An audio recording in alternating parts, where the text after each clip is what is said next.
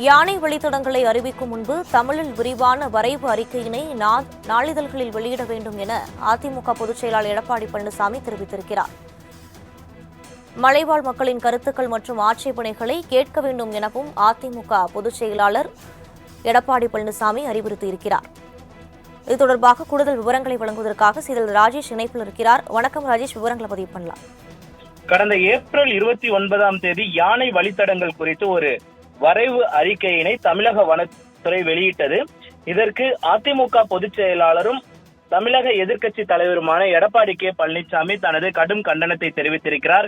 அவர் வெளியிட்டுள்ள அறிக்கையில் திமுக அரசு வெளியிட்டிருக்கக்கூடிய இந்த வனத்துறை தொடர்பான அறிக்கை என்பது சற்றும் ஏற்கத்தக்கது அல்ல என்று அவர் குறிப்பிட்டிருக்கிறார். மேலும் இந்த வரவு அறிக்கை செயல்படுத்தப்பட்டால் தமிழகத்தில் வனப்பகுதிகளில் காலம் காலமாக வாழும் மலைவாழ் மக்களின் வாழ்விடமும் வாழ்வாதாரமும் பெரிதும் பாதிக்கப்படக்கூடிய நிலைமை ஏற்படும் என்று சுட்டிக்காட்டியிருக்கிறார். மேலும் குறிப்பாக நீலகிரி மாவட்டம் கூடலூரில் வாழும் பல்லாயிரக்கணக்கான மலைவாழ் மக்கள் கடுமையாக பாதிக்கப்படுவார்கள் என்றும் உடனடியாக இந்த திட்டத்தினை அறிக்கையை அவர் செயல்படுத்தக்கூடாது என்று கேட்டுக்கொண்டிருக்கிறார். மேலும் மலைவாழ் மக்களின் வாழ்விடங்களையும் வாழ்வதற்குண்டான சூழலையும் உறுதி செய்து முறையான யானை வழித்தட திட்டத்தினை செயல்படுத்த வேண்டும் என்றும் அவர் தமிழக அரசை வலியுறுத்தியிருக்கிறார். விவரங்களுக்கு நன்றி ராஜேஷ்.